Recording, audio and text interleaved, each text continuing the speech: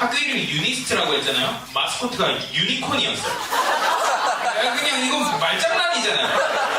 세종대학교 마스코트를 세종대왕으로 할까요? 동국대학교 마스코트를 이동국이 하면 어떨까요? 근데 걔 이름은 더 특이했는데 유니였어요. 유니콘 이름이 그냥 유니였다고요. 근데 학생 투표 1위를 받았던 이름은 더 특이했는데 그 이름은 유니코니코니였어요. 학교도 학생도 제대로 된 게 하나도 없어요.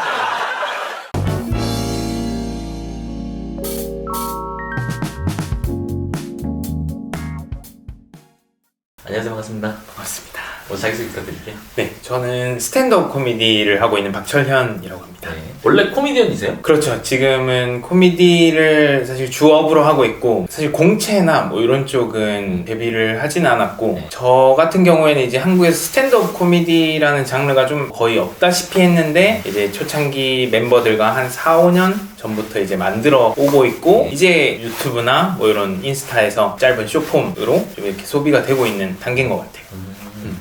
그 쇼츠에서 항상 등장하는 유니스트. 네. 거기 나오신 거는 아니죠? 거길 나왔어요. 아, 그랬어요? 네, 사실은 거기도 이제 좀 공부를 열심히 해야 들어갈 수 있는 학교인데, 저는 이제 고등학생 때는 뭐 코미디나 뭐 이런 쪽으로 뜻이 있었던 건 아니어서 공대를 가야겠다 생각을 해서 유니스트에 들어갔는데, 거기 이제 100% 영어 강의를 하는 학교였거든요. 그래서 수업을 좀 사실 따라가기도 힘들고 공부에 대한 흥미를 좀 그때쯤 많이 잃기도 해서, 제가 진짜 좋아하고 잘하는 걸 찾다 보니까 뭐 주로 이제 학생 때 친구들 이렇게 모아놓고 이렇게 좀 웃겼던 것들이나 교회 이런 데서 뭐 꽁트했던 것들이 저한테 되게 재밌었던 기억으로 남아있어서, 그때부터 이제 대학교에서 개그 동아리 만들고 축제라든가 다른 공연 있으면 이제 마이크 들고 사회도 보고 이렇게 하면서 커리어를 시작을 했던 것 같아요. 그 유니스트를 깔 수 있는 거는 유니스트 출신이어야만 가능합니다. 그렇죠. 제가 들어갔을 때 대학교 슬로건이 Over the MIT였거든요. 그러니까 MIT를 뛰어넘자 뭐 이런 슬로건이었던 것 같은데, MIT는 우리가 누군지도 몰랐을 거예요. 약간 그 느낌이 들었어요. 여러분 박재범 월클 라인 알아요? BTS, 봉준호, 손흥민, J-POP, Let's go. 이거 하니까 사람들이 재범이 형이 거기서 왜 나와? 형이 거기 낄 때가 아니야! 그러면서 댓글에 다 놀리기 시작했던 거예요. 슈퍼맨, 배트맨, 아이언맨, 침착맨, 렛츠고! 유니스트 슬로건은 그런 느낌이었다고요. 하버드, MIT, 스탠퍼드, 유니스트, 렛츠고!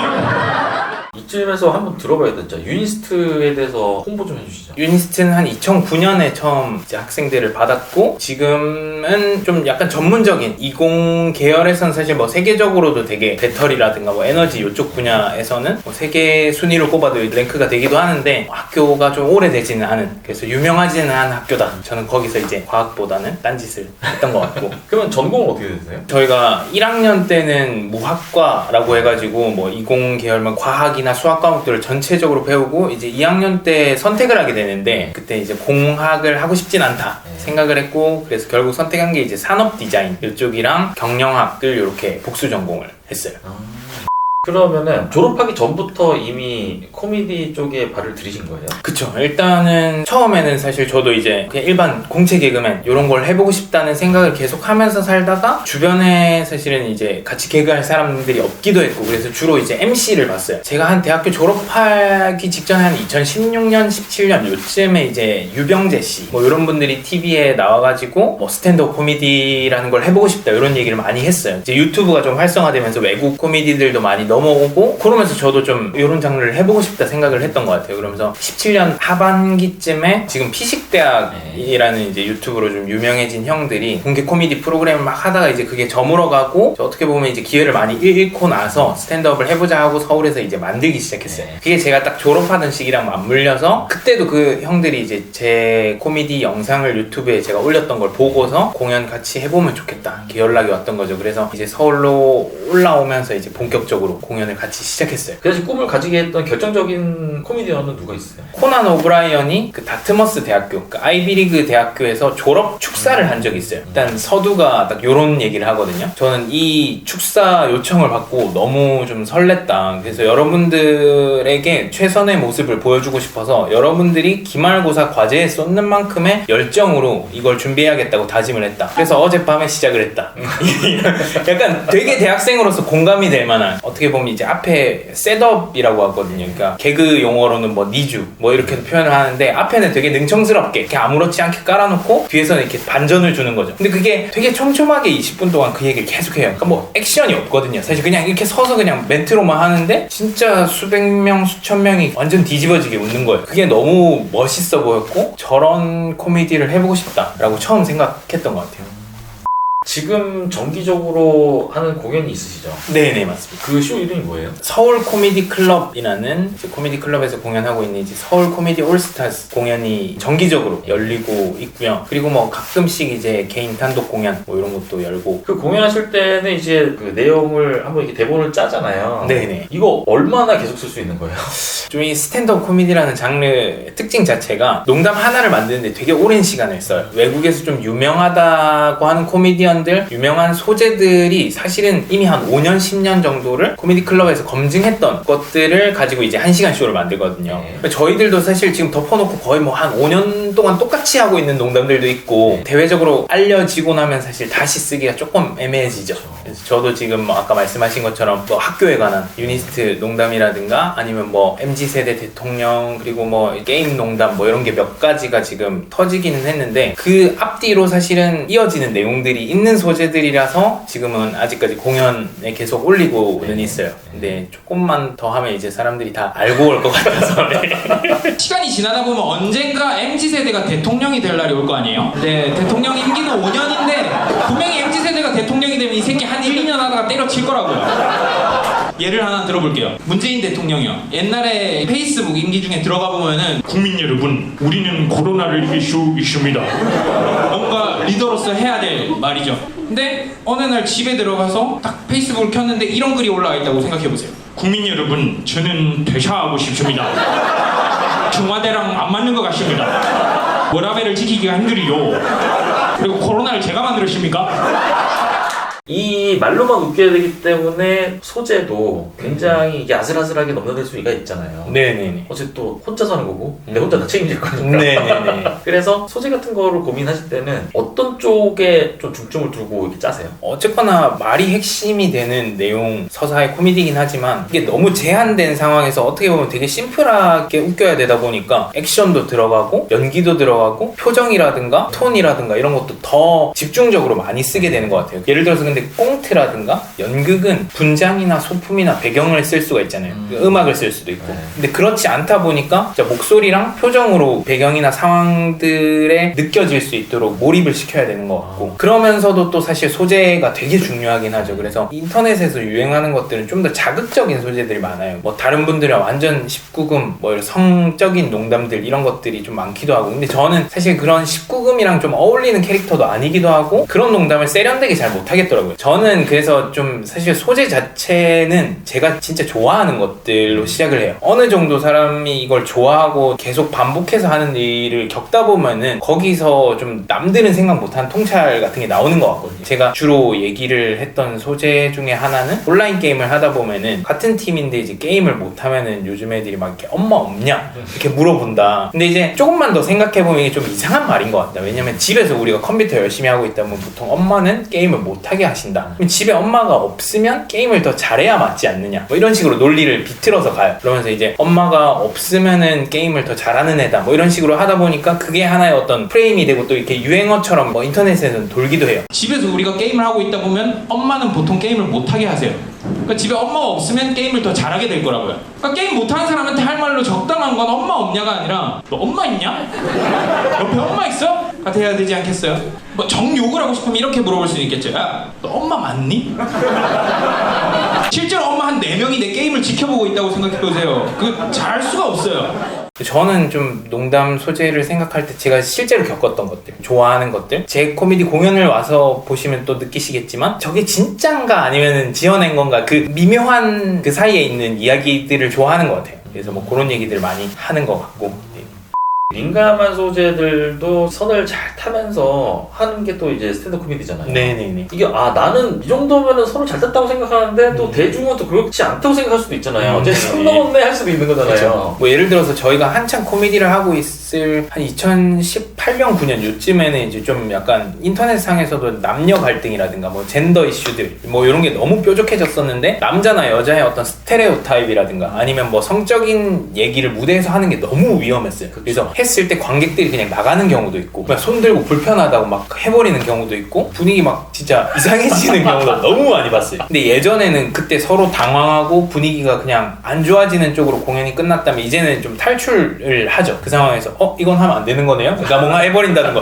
와 이거 분위기 이렇게 될 줄 몰랐는데 뭐 말실수했나요? 뭔가 이렇게 해버리면서 관객들도 아하 하고 한 번만 봐달라고 올리지 말라고 이거 앞을 쓰지 말라고 그냥 이렇게 막 풀고 나가는 건데 이게 해도 되는 농담 안 해야 하는 농담 요런 선이라는 게 이제 좀 만들어가고 있는 단계일 수도 있다. 이것도 그 리키 저베이스라고 영국에 되게 또 독설하는 걸로 유명한 코미디언이 있어요. 그 사람이 이제 영국에서 열리는 오스카 시상식에 막 사회를 보고 막 이렇게 하는데 자기가 무대에 올라와서 배우 한 명씩 다 까요. 뭐 그냥 놀리듯이 까는 게 아니라 그 사람의 진짜 추문들 성적인 스캔들이나 아니면 뭐 도박 뭐 술 진짜 해서는 안 되는 문제들 그냥 들이받아서 깨버리거든요. 근데 그러면서 자기가 하는 얘기가 그 농담들이 후천적으로 얻은 문제들이지 않느냐. 그러니까 그 사람이 선천적으로 갖고 있는 걸로 내가 깠으면은 내가 나쁜 놈인데 걔네들이 잘못한 걸로 내가 까지 않느냐. 그리고 어쨌거나 이제 배우들이 좀 그걸 또 받아들이는 문화가 또 돼 있는 것 같긴 해요. 그래서 어떤 당사자를 깠을 때도 마찬가지고 소재들에 대해서 접근을 할 때도 사람들에게 이 나쁜 사상을 주입하려고 하는 소재가 아니라 웃기게 비틀어 봐서 같이 웃을 수 있는 소재면은 해도 되지 않느냐. 뭐 이런 선은 좀 있는 것 같아요. 근데 뭐 사람마다 느끼는 게 너무 달라가지고. 그렇죠. 또 다른 사람은 어떻게 느낄지 모르지만 당사자는 또 다르게 느낄 수 있는 거고. 네 맞습니다. 그 대표적인 얘기가 크리스 락과 윌 스미스였잖아요. 아, 네, 맞아요. 윌 스미스라는 배우를 저는 좋아하지만 그때 그렇게 반응을 했던 거는 그 문화에서는 사실 일반적이지는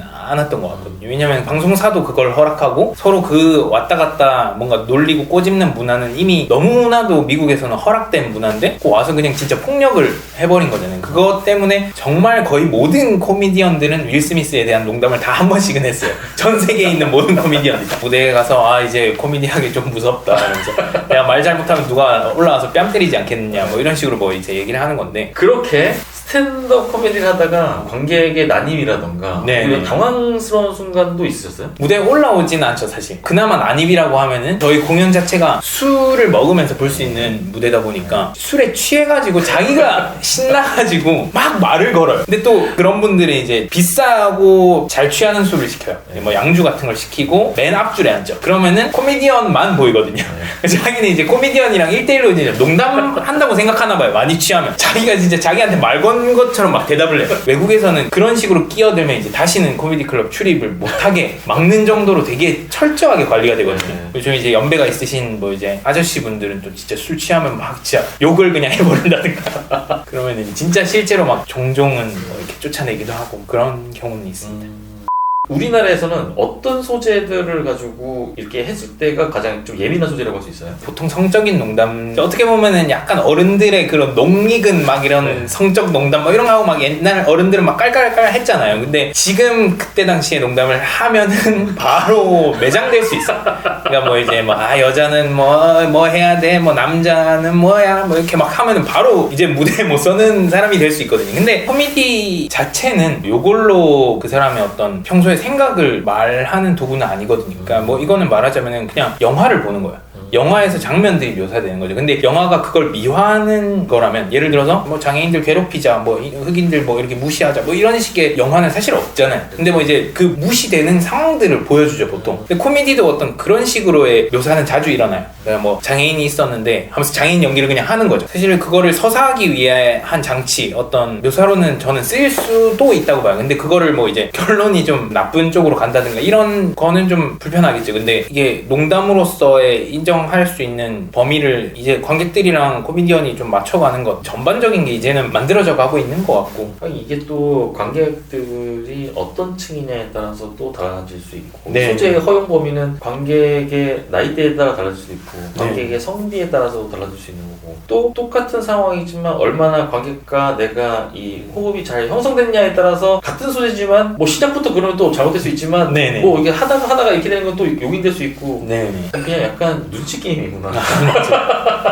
근데 그게 진짜 그 눈치라든가 무대 환경 이 사람들에 대한 반응을 체화하는데 되게 오래 걸리는 것 같아요. 그래서 진짜 몇 년을 무대 서봐야 아 이런 반응에서는 이 농담을 하면 안 되겠구나 이런 걸 좀 배워가는 거죠. 친구들끼리는 어떤 농담을 해도 야 너 이제 친구 하지 말자 이런 얘기 안 하잖아요. 얘가 진짜 말도 안 되는 미친 19금 얘기를 한다든가 막 혼자 상상을 얘기해도 야이 미친놈아 이러면서 야이 또라이네 이러면서 그냥 넘어가잖아요. 혹은 뭐 얘가 진짜 이상한 얘기를 했으면 아 그건 좀 아닌 것 같다 그러면 친구가 아닌 것 같아? 뭐 이러면서 그냥 서로 얘기가 되는 건데 모르는 코미디언이 올라와서 뭔가 친구들 사이에서 할 법한 이야기를 하면은 이렇게 벽이 생길 수 있는 것 같고. 그 쇼츠 중에 직업을 맞춰보겠다 대학원생이지 네네. 이렇게 했던 거 그리고 이제 직업이 있었다면은 결혼을 했겠지 라고 말을 했잖아요. 그래서 이제 관객들이 조금 이렇게 선을 넘는 거 아니냐 이런 반응이 나는데 거기서 하셨던 말씀이 근데 여기서 중요한 사실이 쟤랑 나랑 친구다. 네. 전 그걸 보면서 재미도 있었지만 사람과 사이에 있어서 이 관계에 따라서 이 주변에 많은 것들이 달라질 수 있구나 이걸 전 그거 보면서 느꼈거든요. 네네. 여기 커플 아까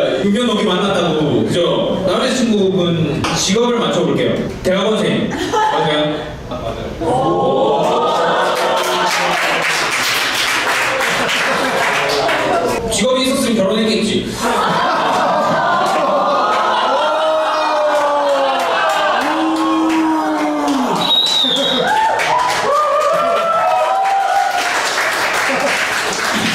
혹시 공대? 맞아요. 여기서 중요한 사실 하나를 말씀드릴게요. 제 친구예요. 코미디로도 볼 수 있지만 그냥 우리가 인간관계를 하면서도 네네. 이건 진짜 한번 반드시 생각해 볼 만한 문제라고 저 그때 느꼈거든요. 그래서 저는 그래서 이런 개그, 이런 코미디 소재를 짤 수 있다는 것 자체가 센스부터 해갖고 보통 일반적인 머리로는 좀 힘들겠다 생각이 들더라고요.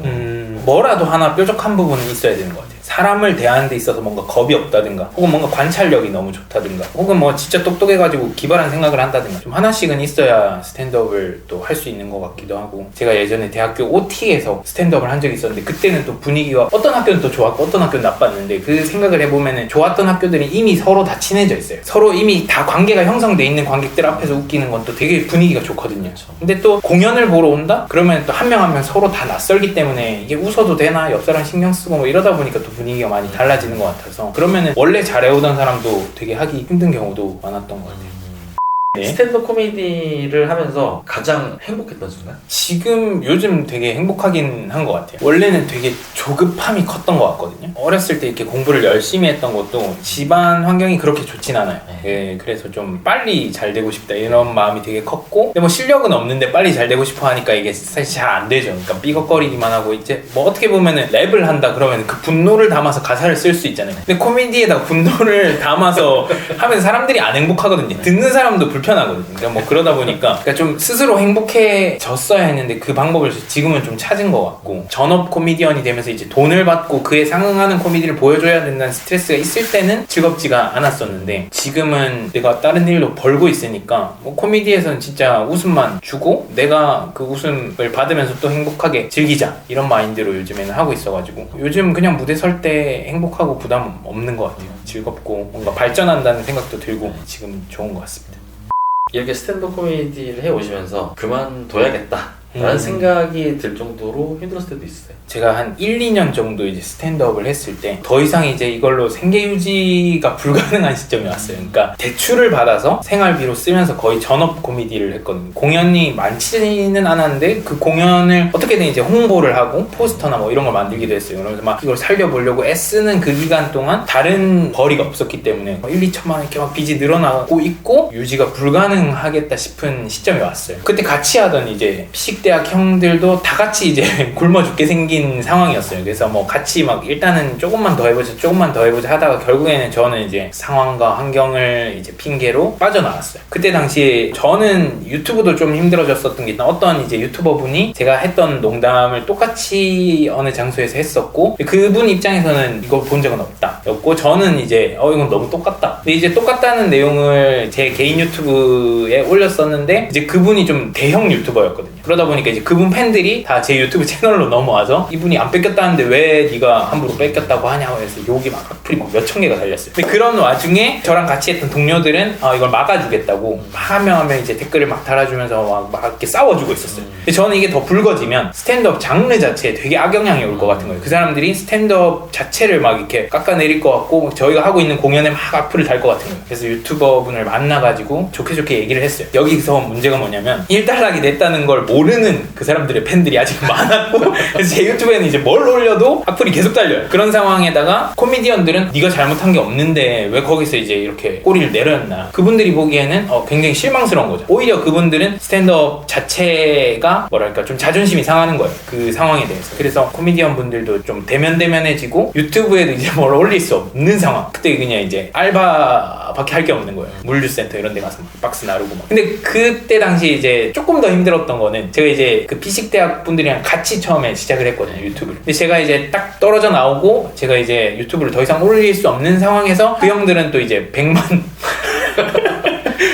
엄청 컸죠. 100만 유튜버가 바로 돼버리더라고요. 지금 그 피식대학 나온 걸 뭐 후회하냐 혹은 뭔가 감정적으로 뭐가 있냐 뭐 이런 건 전혀 없거든요. 공연도 같이 하고 그리고 또 그 형들이 개인적으로도 많이 잘 챙겨줬어요. 특히나 이제 정재영 코미디언 분이랑은 지지난달까지 같이 또 살기도 했었어요. 그러다 보니까 오히려 되게 뭐 형들이 잘 돼서 좋다는 느낌이었고 저는 사실은 길이 조금 다르기는 한 것 같거든요. 물론 저도 똑같이 유명해지고 똑같이 돈 많이 벌면 좋지만 저는 조금 더 개인적인 장르를 만들어 가고 싶은 것 같고 그래서 스탠드업, 무대, 공연 이런 데 좀 더 초점을 맞춰서 하고 싶은 욕심들이 있고 그래서 뭐 사실 지금은 아무렇지 않지만 그때는 주변 사람들은 다 잘 되고 있는 것 같고 저만 되게 힘든 것 같고 그런 시간들도 또 있었고 앞으로 꿈은 어떤 게 있으신지? 예전에는 사실 토크쇼 호스트가 되는 게 꿈이었어요. 토크쇼 진행자가 되고 싶다는 꿈도 뭐 있지만은 저는 지금으로서는 스탠드업 코미디가 되게 재밌기 때문에 코미디를 계속 하고 싶어요.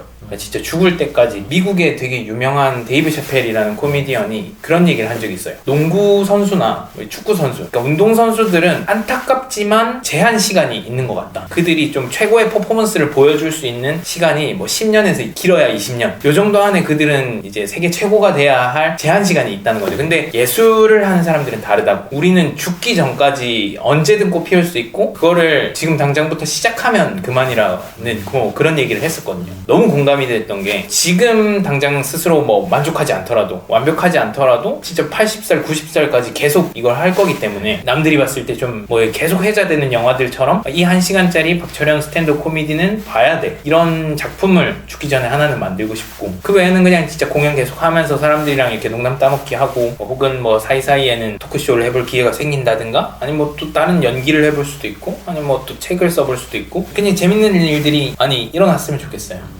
오늘은 스탠드업 코미디를 하고 계신 박철현님 모시고 코미디와 관련된 여러 가지 이야기 나눠보는 시간 가졌고요. 저도 다음 영상으로 찾아뵙겠습니다. 감사합니다. 까리라였습니다. 시간들 감사드립니다. 네, 감사합니다.